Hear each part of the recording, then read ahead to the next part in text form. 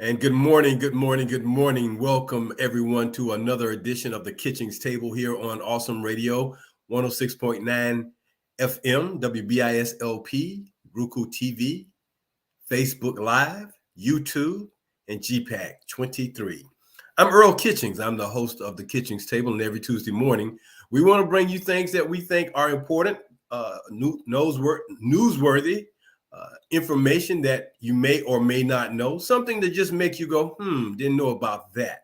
So we want to start off another week on this Tuesday, giving you something that maybe you can share with someone else who does not know. Because as the saying goes, knowledge is power, and the more you know, the more you do know. And that is a truism because no one can ever take all the knowledge and wealth of knowledge an individual has. So if you've got it, keep it. If you don't have it, get it. And if you do have it, pass it on. And that's what we like to do here at the Kitchings Table, is to just provide you with that information and intrigue and things that you may not know that makes the world keep spinning in a 360-degree rotation. So today, being that it is still Women's History Month, we wanted to bring you some additional women's history. And today we're going to call it Black Women Inventors. Black Women Inventors, those ladies who maybe you do know about. You've heard about one or two of them, but some of them you did not know existed, or you did not know that they invented some of the items that we're going to share with you today. Now, as you all know, the movie Hidden Figures brought to light three outstanding Black women in the area of aeronautical and space in this country back in the 60s. And the movie Hidden Figures highlighted three of those women. You know, there were a lot of women in that movie who were in that space program from the information side or the technical side or the side that was helping to provide the figures, the information, the equations and things of that nature. There were a room full of Black women. Three of them, though, stood out as the most outstanding. And because of them, the United States space program was able to rise and keep rising during the 60s when former President John F. Kennedy put out the challenge that before the end of that decade, the United States wanted to put a man on the moon. But it had to start somewhere first, and it started with those first astronauts.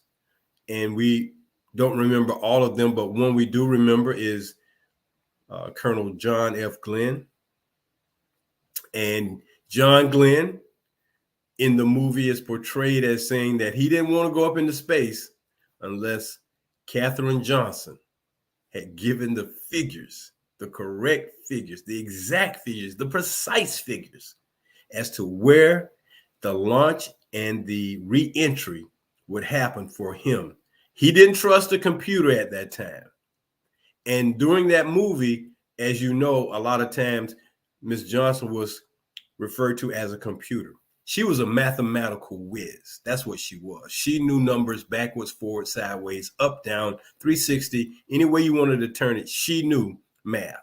And that was what gave John Glenn the confidence to want to go up in space, because he told them if the numbers aren't right, he wasn't going. Then you had Mary Jackson, who was an aeronautical engineer. She helped build that space capsule that went out into outer space. So again, these three women made an impact. So you had a math whiz, an engineering whiz, and then you had Miss Dorothy Vaughan, who was a computer whiz. She didn't wait for them to tell her to go learn how to use Fortran for computer programming. She took it upon herself, knowing that if she didn't get ahead of the curve, then the curve was going to consume her, and then she would be out of a job. So she learned Fortran, and when that IBM computer came in, She learned how to master it. And because she was a master of that computer, they could not deny her skills. So Dorothy Vaughn, Katherine Johnson, Mary Jackson, we thank you for your contributions to the American space program. We thank you that you were brave, pioneering Black women who made a name, took a stand, placed yourselves in harm's way to be recognized for your talents. And we thank you, and we thank you. And the children and grandchildren of these women, thank you, and continue to know that you are of excellence and at a high standard when we talk about your grandmothers. So we're going to go into the inventors, the Black female inventors this morning here on the Kitchings Table. And I just want you to know that there is a National Inventors Hall of Fame, and that in May of 2022, 2 Black women will be inducted. This will be the first time Black women inventors will be inducted into an organization that's been around for 5 decades. Engineer Marion Croak and the late ophthalmologist Patricia Bath will make history when they are inducted and bestowed the Hall of Fame honor with over 600 inventors, innovators, and they will become a part of the Hall of Fame of the National Inventors Hall of Fame this May. That will be done in Alexandria, Virginia, and Washington, D.C. in early May. Congratulations to those women, Engineer Marion Croak and the late ophthalmologist Patricia Bath. We're going to bring you some information as to, well, what did they do, Earl? Okay, well, you're saying they did something. Well, I'm going to get to that, but we just need you to know that these will be the first 2 Black women. And, you know, it's an honor to become the first, but, you know, sometimes this theme and title, sometimes it gets to be a little weird always having to be recognized just because you're Black and you can do something that is at a higher level. But no matter what, you must get your due. You must get your 15 minutes in the spotlight and the fame. And that's what these women are doing. So we're going to jump in and talk to you about these women who we've identified. I mean, there are probably a lot more than the ones we've identified, but we wanted to highlight the ones today who made significant impact on creating a better life for us, because we all know that the simplest of inventions can make a drastic improvement and a drastic change in the way of life, for ourselves. And we don't always think about it. We always think about things that are at a large capacity, something very big to change our lives, but just a small thing sometimes can make a difference. We think about something as simple as a paper clip, a piece of wire that's bended and twisted in certain directions and made to hold papers together. Now, it may be simple, but if we didn't have paper clips, you would have to staple or put a rubber band or something to hold those papers together. But a simple paper clip or a simple safety pin.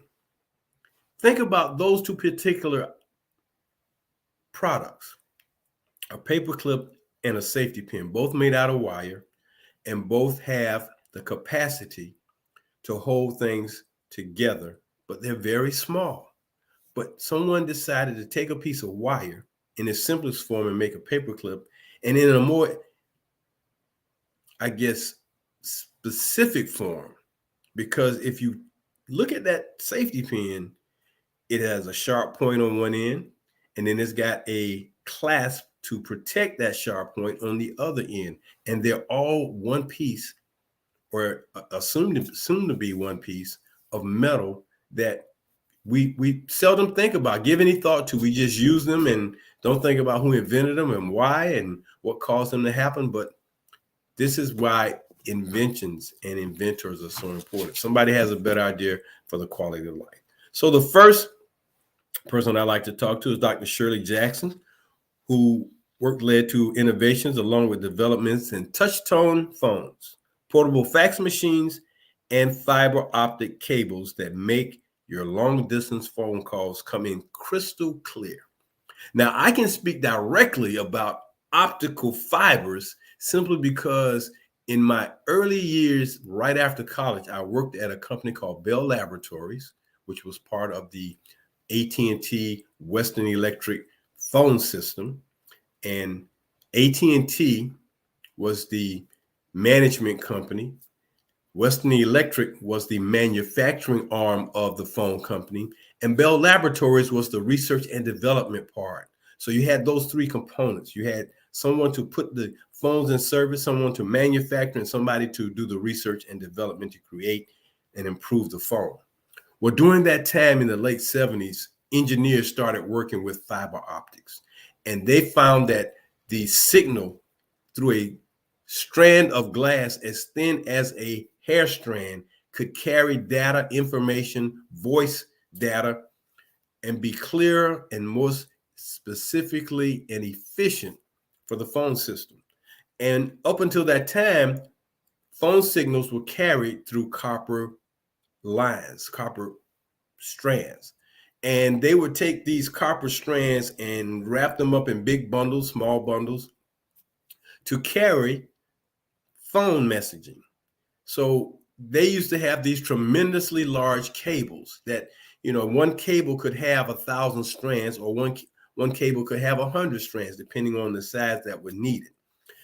They found a way to take all of that technology and condense it into strands of glass called fiber optics, and were able to excite it with light and send information and data through these fibers. And instead of having something this big, it came down to something that big, that small. Imagine a 10,000 strands of glass in something that small being able to carry this information. And that's what the phone company evolved into, with the fact that instead of having all this copper, they now use fiber optics, which is glass. So Dr. Shirley Jackson was instrumental in touch-tone phones, portable fax machines, and fiber optics.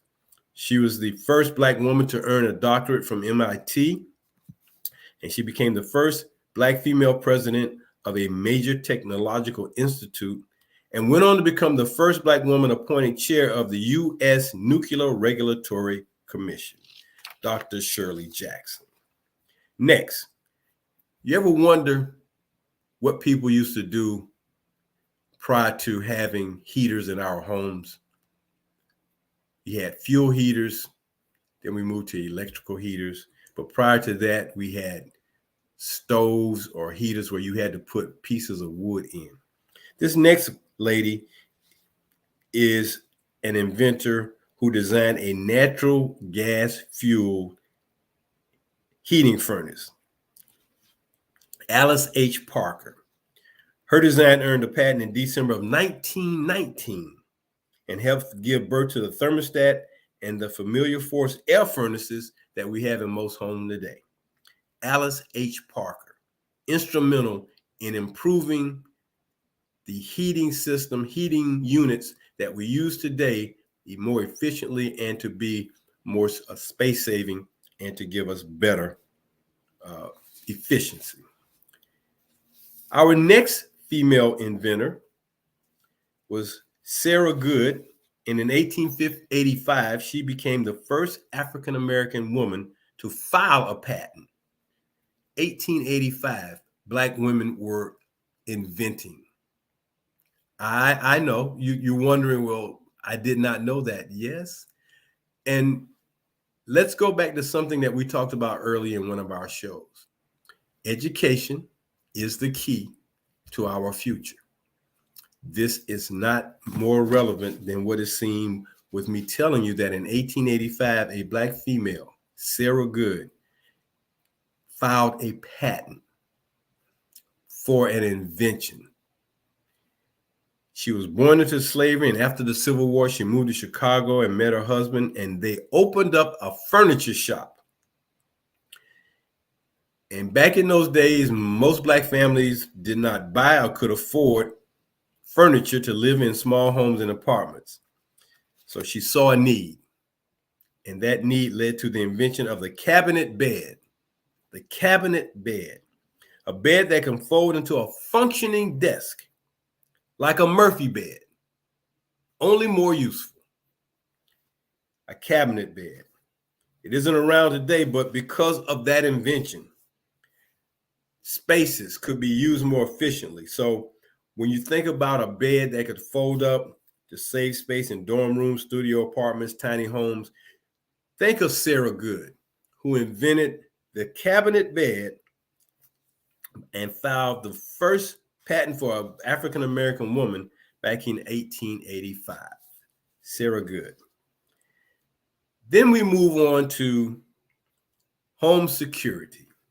Now, many, I would say 90% of all homes, maybe apartments, but definitely 90%, if not more, of all homes have some type of security system in their house. Once upon a time, you did not have that in homes because you didn't have to worry about people wanting to steal or take things from someone else. People used to go from place to place in a city, leave their doors open because people just weren't into stealing at that time. People were more trusting. However, Marie Van Britten Brown and her husband, Albert, noticed that crime was increasing in New York neighborhoods and police were slow to respond, specifically probably in black neighborhoods. So they wanted to make their homes safer. And in order to do that, they thought that they should come up with some type of system that could do that. So in 1966, they filed a patent for a household closed-circuit television security system. 1966.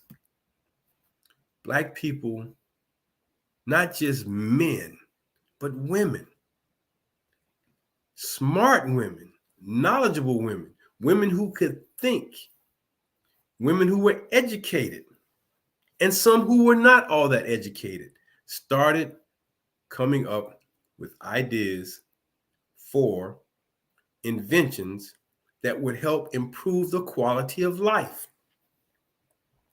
So the system had a camera at the front door that looked through one of the 4 peepholes at different heights, and the image was broadcast to the user on a television set in another part of the house.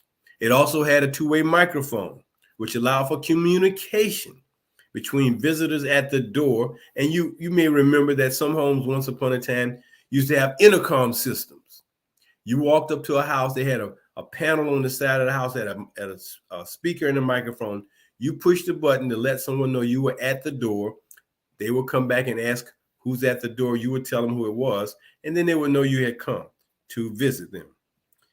So, and in addition to this, the the Browns also created a remote switch that could unlock the door for people. So if the person seemed unsafe, users could push an alert button to signal a nearby security firm.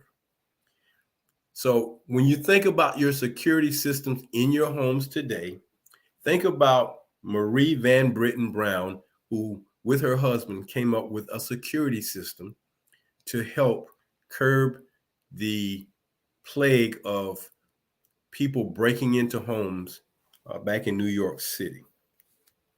An ingenious idea to help improve the quality of life, help make homes safer, help minimize having to have so many locks on the doors. And now when you have systems now that put a video camera and some type of alert to any criminal suspects or criminals who may want to invade or steal packages. You have this system whereby you can see who's outside your front door without saying a word. You can just see if they come into range of that camera, if they come into range of being seen by you on your panels inside your homes, you can press a button, alert the authorities, alert the police, and let them know that someone who shouldn't be there is out there. So when you think about where that security system has evolved today, it started back with a couple who invented, filed a patent for a closed circuit television security system back in 1966. Moving on with our women inventors, Black women inventors, since it is Women's History Month, we're bringing you Black women inventors. We are so aware of the many Black men who invented things, but today we're bringing you those ideas and inventions that Black women created and filed patents on and had produced and manufactured. And if they didn't do it all the way to the end of manufacturing, it was placed in the patent office, and maybe someone else saw it and created it and made it better. But the idea spun from some of these Black women. Our next person, Sister Rosetta Tharpe, was one of the first people in the 30s and 40s to combine gospel music with melody-driven urban blues, traditional folk music, and had a unique and pulsating swing style to her music. She is considered a musical legend. Legends such as Little Richard, Elvis Presley, Johnny Cash, Chuck Berry were influenced by Tharpe's unique musical style, yet somehow her name is often left out when people talk about the history of rock and roll. You know, Chuck Berry could be established as the father of rock and roll, Elvis Presley, the king of rock and roll. Little Richard had his name out there in rock and roll. He called himself the architect of rock and roll. This lady wants to call herself the godmother of rock and roll, perhaps, because of what she did. And because of her ingenuity in wanting to combine these three types of music into her style of music, rock and roll had a platform to continue to move forward back in the 30s and 40s. You know, back in those days, they used to call rock and roll devil music. Well, so much for that. Sister Rosetta Tharpe. Now, a simple tool that many of us use on a regular basis for grooming is a hairbrush.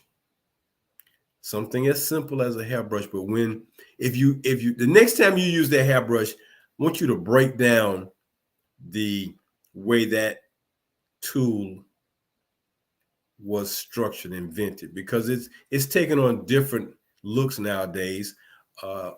Initially had a lot of bristles, still do have a lot of bristles in brushes, but then there were some brushes that got invented that basically had these nylon or plastic bristles,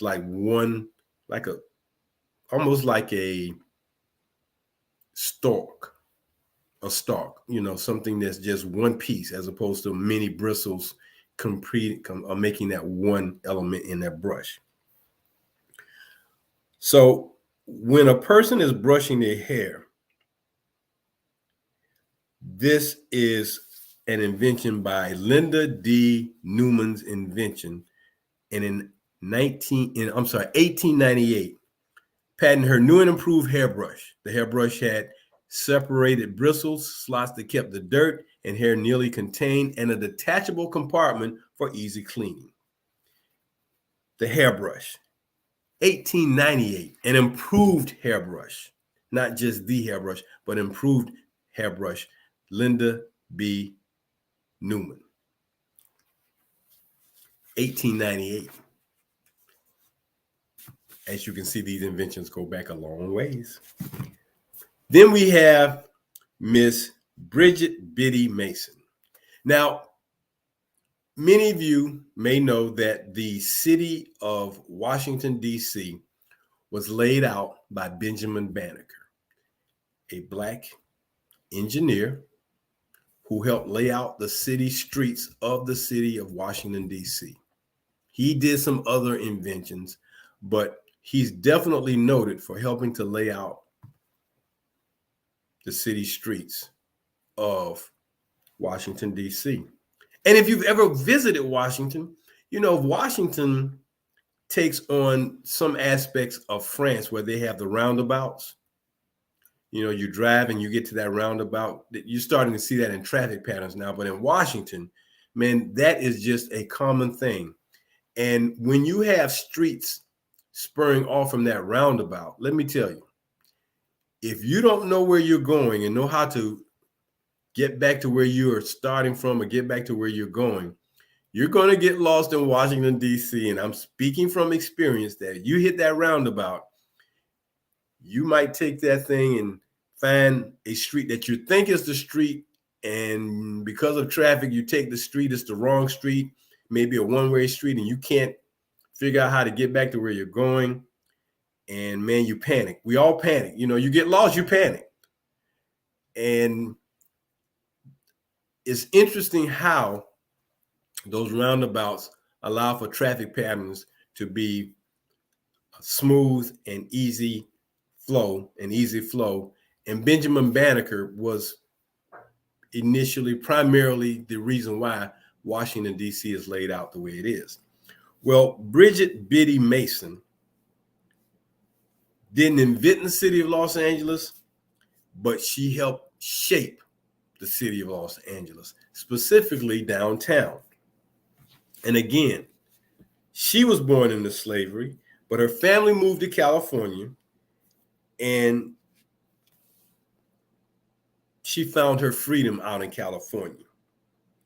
She initially worked as a nurse and a midwife until she had enough money to go into real estate. And she was able to buy her first 10 acres of land for $250. And then from that, she built rental homes and eventually a large commercial building that she rented out. So the land that she invested and started building on is in the heart of downtown Los Angeles. And she amassed a lot of wealth in doing this. She became a real estate tycoon and began to help formulate the city, the downtown buildings and things of that nature. And that first building she had, she rented it out to the first AME church in Los Angeles, and they used it for many different things. But her accomplishments of helping to grow the city, develop the city, helped bring notoriety to her. And, you know, she was buried. She died and was buried in 1891. And her real estate and the money she made from that were passed along to her children. But a lot of that wealth was lost during the Great Depression. But in 1989, on November the 16th, the mayor of Los Angeles and 3,000 members of the church she started held and declared it Biddy Mason Day, and a memorial was built to recognize her for her accomplishments of helping to develop the city of Los Angeles back in the late 1800s and early 1900s from the people who went on to do things for her. So those are 7 Black female inventors that we needed to bring to your attention today here on Awesome Radio, 106.9 FM, WBIS LP. This is the Kitchings Table. I'm Earl Kitchings, and we are doing Black female inventors in this month of March on this Tuesday morning for Women History Month. And we've given you the names of 7 Black women who have invented, filed patents, and done things to make a difference in the quality of life of people in this country. So we're going to move on to our National Inventors Hall of Fame inductees. But before we do that and recognize those women, there are a couple of others that we want to recognize. One in particular was Mary Beatrice Davison Kenner, who patented many inventions in the course of her lifetime. One was the improved bathroom tissue holder. Simple products. The simplicity, everything that we use has to be invented, manufactured, but it also has to be patented with the U.S. Patent Office. So that was one of her inventions. She also patented an adjustable tray and pocket attachments for walkers, which made travel more convenient. So she did some things, but then we talk about this next lady from a technology standpoint, 3D movies. Now, we understand that a 3D movie is a movie where you need special glasses. One lens is one color and another lens is another color. Valerie Thomas, physicist, inventor, and NASA data analyst, invented the illusion of three-dimensional objects in the late 70s and began experimenting with how she could visually transmit 3D illusion. And in 1980, Valerie Thomas patented her illusion transmitter, an illusion transmitter for 3D illusions. So she had some scientific background and created something that dealt with technology that helped advance TV screens and modern 3D technology. Valerie Thomas, another Black female inventor who has done something important to improve the life of us here in the country. So before I get to the 2 women, and let me just go back to them real quickly, who are going to be inducted into the Hall of Fame, engineer Marion Croak, and specifically Patricia Bath. We also have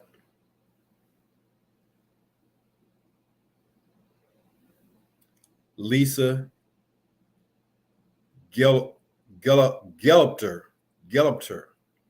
who was instrumental in developing the animation needed to create perfect punchlines to illustrate our thoughts. This computer scientist created the video technology behind Hulu. Lisa Gelupter. Gelupter. That's the way to pronounce her name. Gelupter. Hulu, creating something in technology to help expand where we are in today's world. Again, these people are who we have to give recognition to because they saw a need, fulfilled the need, and moved on to having that need patented and manufactured. The process of inventing something is not easy. You have to test it over and over again to make sure it's going to work accurately, work efficiently, work properly. And before they at least give you that patent, you got to make sure that product works. You have to submit drawings and things of that nature. And once again, knowing what it takes to draw a mechanical drawing. See, you just can't sketch something on a piece of paper or back of a paper bag and submit it. Precise drawings based on numerical equations and figures. Everything that is made by man, requires two things: math and design. In order to design it, you've got to put the numbers there in order to build it. Without math, nothing can be built or made by man. When you look at all the products, the millions and millions of products that have been made, from the simplest to the most complex, from the smallest to the largest, someone has an idea and must put the numbers to creating the product so that the product will work correctly, effectively, efficiently. So when we talk about inventors, these are people who are very much in tune to not only their education, but they must know math, because the simplest thing, even a paper clip, has to be cut so long and bent in such radiuses so that it will effectively be the paper clip needed to produce its design, what it was designed for. If not, it's not going to work. It's just that simple.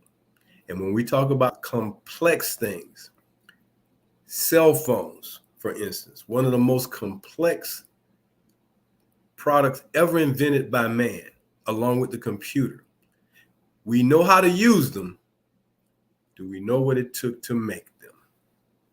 So when we talk about these things, please understand and give some credence and some time. Just think about the simplest things to the most complex things that you use in your daily life. No matter what it is, it all requires math in order to build it and to have it manufactured, because if it's not precise, it will not work. So we're going to talk about first Madeline Turner, and then I'm going to finish up the show talking about Dr. Patricia Bath. Now, Madeline Turner invented something not too long ago, about a decade ago. She was interested in creating something that would give us freshly squeezed fruit juices, because she was tired of extracting them by hand. So she created a machine that would extract juice from apples, oranges, and lemons. And in 1916, she was given a patent for her ingenious invention. And this is the reason why we pay large amounts of money to drink veggies, smoothies, fresh pressed juices, because of her invention. A Black woman, Madeline Turner, 1916, received a patent for this ingenious juice pressing device that we use in this day and time, so that we can get fresh juices, fresh juice from vegetables, healthy.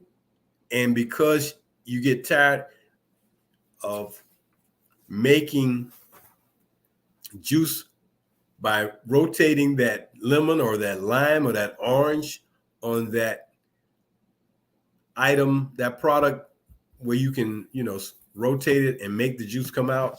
I guess she got tired of doing that every day. So she decided, well, let me just make something, because I'm tired of trying to squeeze, lemons, squeezing lemons to make lemonade, man, you get tired. Squeezing oranges to make orange juice, you will get tired. So she came up with this invention back in 1916. So thank her, Madeline Turner, for being foresighted enough to create this. So now, as we wound down our Tuesday morning edition on this March the 15th of the Kitchings Table here on Awesome Radio, 106.9 FM, WBISLP, Facebook Live, YouTube, Roku TV, GPAC. We'd like to thank again the staff and management, and specifically Ms. Akila Thigpen, for bringing such programming to the lives of many of us each and every day, but specifically on Tuesday mornings when we bring you the Kitchings Table. And we are so grateful and thankful for the opportunity. So today, as I mentioned at the beginning of the show, in May, Marion Croak, who was an engineer, and the late ophthalmologist Patricia Bath, Dr. Patricia Bath, will be inducted into the National Inventors Hall of Fame as the first two Black females to be inducted into that prestigious organization that has been around for 50 plus years. And as I mentioned, that Dr. Bath was very much into ophthalmology. And because she was into ophthalmology, she did many things that helped her create or invent things that would help her. So she came up with devices that drastically improved the process of removing cataracts, which impaired vision and caused blindness. And today, her laser Phathco probe allows for quick and almost painless removal of cataracts. And this device is used around the world.